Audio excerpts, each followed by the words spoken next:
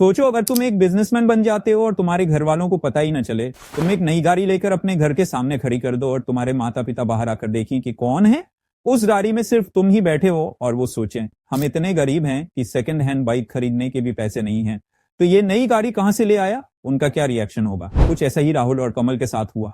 राहुल और कमल middle class family से belong करते थे। उनके पिता खेती करते थे। खेत की फसल से जो पैसे मिलते उससे घर का गुजारा होता और जो भी पैसे बचते वो बच्चों की एजुकेशन पर खर्च कर देते।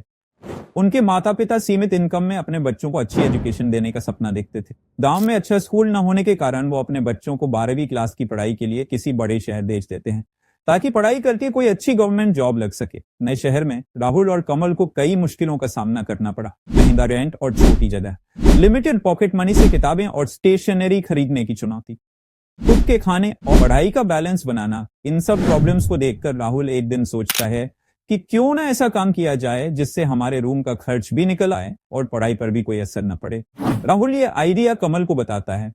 कमल को ये आइडिया बहुत अच्छा लगता है, लेकिन उनके पास ऐसा कोई काम न होने के कारण वो दोनों कुछ नहीं कर पाते। एक दिन जब राहुल और कमल सेकंड हैंड बुक्स खरीदने निकलते हैं तो उन्हें पता चलता है कि कई स्टूडेंट्स के पास पुरानी किताबें, नोट्स और स्टेशनरी बेकार पड़ी रहती हैं, जबकि कुछ स्टूडेंट्स को वही चीजें सस्ते में चाहिए।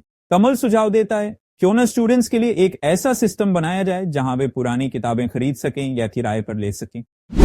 ये आइडिया दोनों को बहुत पसंद आता है और वे इसे साकार करने की योजना बनाते हैं। दोनों अपने क्लासमेट से उनकी प्रीवियस क्लास की बुक्स और नोट्स फ्री में ले आते हैं और अपनी कोचिंग के बाहर एक छोटा सा स्टॉल लगाना शुरू कर देते हैं। वो उन्हें कम दामों पर रेंट पर देते हैं और बेचते हैं। हर ट्रांजैक्शन से थोड़ा प्रॉफिट कमाने लग जाते हैं। शुरुआत में उनके पास बहुत कम लोग आते हैं, लेकिन उनकी ऑनेस्टी और मेहनत से धीरे धीरे स्टूडेंट्स का भरोसा बढ़ने लगता है। जैसे जैसे उनका काम पॉपुलर होने लगता है, उन्हें कई समस्याओं का सामना करना पड़ता है। किताबों की दुकान वाले इसे अपने व्यापार के लिए खतरा मानते हैं और दोनों पर दबाव डालते हैं और ये काम बंद करने के लिए मजबूर करते हैं। उनके मकान मालिक को भी उनका ये काम इलीगल लगता है और वह उन्हें रूम खाली करने की चेतावनी देता है।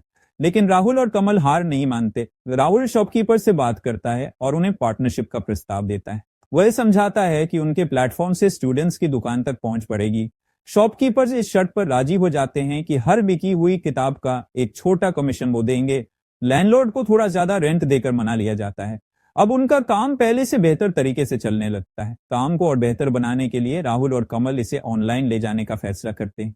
स्टूडेंट्स के लिए एक सिंपल वेबसाइट और व्हाट्सएप ग्रुप बनाते हैं जिससे स्टूडेंट्स अपनी पुरानी किताबें अपलोड कर सकते हैं, जिन्हें दूसरे छात्र खरीद सकते हैं। उन्होंने अपने इस काम में और नई सर्विसेज जोड़ दी, जैसे सस्ते खाने के टिफिन, स्टेशनरी और नोट्स, एग्जाम्स की तैयारी के लिए प्रीवियस क्वेश्चन पेपर्स। ये कदम उन्हें स्टूडेंट्स के और करीब ले गया। कुछ ही महीनों में उनका बिजनेस स्टूडेंट्स के बीच इतना लोकप्रिय हो जाता है कि बड़े बड़े इंस्टीट्यूशंस और कोचिंग सेंटर्स भी उनसे कॉन्टैक्ट करने लगते हैं। एक दिन उन्हें एक स्टार्टअप कंपटीशन के बारे में पता चलता है। राहुल और कमल अपनी योजना और मॉडल को कंपटीशन में पेश करते हैं। उनका आइडिया इतना अनोखा और इंप्रेसिव होता है कि वे कंपटीशन जीत जाते हैं और उन्हें फंडिंग मिलती है। इस फंडिंग से वे एक मोबाइल ऐप बनाते हैं जो न केवल किताबें खरीदने बेचने की सुविधा देता है, बल्कि स्टूडेंट्स को सस्ते पीजी, लंच और स्टेशनरी जैसी सुविधाएं भी प्रदान करता है। राहुल और कमल का ये छोटा सा कदम अब हजारों स्टूडेंट्स की मदद करने लगता है। उनका बिजनेस देश भर में फैल जाता है। एक दिन जब वो अपनी स्टडी कंप्लीट करके अपने घर नई गाड़ी लेकर जाते हैं तो उनके माता पिता उनसे पूछते हैं कि ये गाड़ी किसकी है और तुम्हारे पास कैसे आई। तब वो दोनों अपनी पूरी कहानी बताते हैं। उनके माता पिता को उन पर प्राउड फील होता है। अब उनके माता पिता को खेती नहीं करनी पड़ती। वे एक उदाहरण बन जाते हैं कि कैसे संघर्ष और मेहनत से बड़े सपने पूरे किए जा सकते हैं। अगर आप भी अपने परिवार की स्थिति बदलना चाहते हैं और अपने सपने को हकीकत में बदलना चाहते हैं तो आप आज ही से मेहनत करना स्टार्ट कर दो, क्योंकि मेहनत ही वह चाबी है जो अब आपकी सफलता के ताले को खोल सकती है। स्टार्ट छोटे छोटे कदमों से होगी, लेकिन आपके ये छोटे छोटे कदम ही आपकी बड़ी सफलता के रास्ते खोल सकते हैं।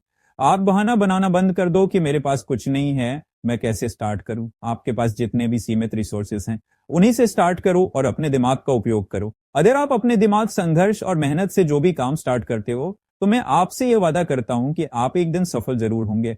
शुरू में आपको बहुत सारी परेशानियों का सामना करना पड़ेगा, लेकिन अगर आपने इन परेशानियों पर डटकर सामना कर लिया तो आप एक दिन जरूर सफल हो जाओगे और अपने सपनों को हकीकत में बदल पाओगे। अगर आपने इस स्ट्रैटेजी को अपना लिया तो आप में से ही कोई राहुल और कमल बन सकता है। हर समस्या अपने साथ एक अवसर लेकर आती है। अगर आप मेहनत और लगन के साथ आगे बढ़ें तो सफलता निश्चित है। अगर आपको ये वीडियो अच्छा लगे तो इस वीडियो को लाइक करें और चैनल को सब्सक्राइब कर दें। आपका एक सब्सक्राइब मेरे लिए बहुत इंपॉर्टेंट है। अगर आपके मन में कोई भी डाउट हो तो नीचे कमेंट बॉक्स में जरूर बताएं, मैं उसका जवाब जरूर दूंगा और हो सके तो उस पर एक वीडियो भी बनाकर दूंगा। मिलते हैं अगली वीडियो में, तब तक के लिए धन्यवाद।